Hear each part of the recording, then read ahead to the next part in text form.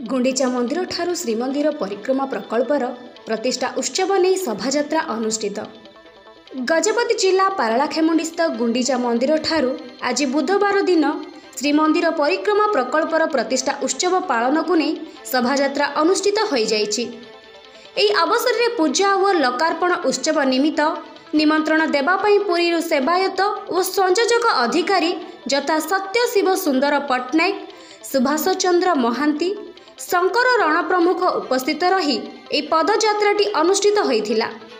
एही परिप्रेक्षी रे श्री गुंडीचा मंदिर ठारू एक पदयात्रा बाहरी स्थानीय जगन्नाथ मंदिर ठारे पहुंचीथिला।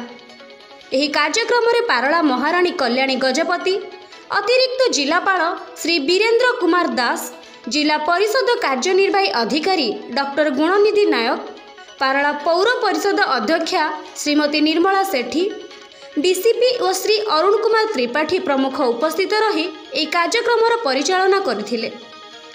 एही अवसर स्थानीय जगन्नाथ मंदिर ठारे एक सभार आयोजन करा जाय पुरी श्री मंदिर परिक्रमा प्रकल्पर प्रतिष्ठा उत्सव ने गजपति जिलावासी को निमंत्रण करा जायथिला।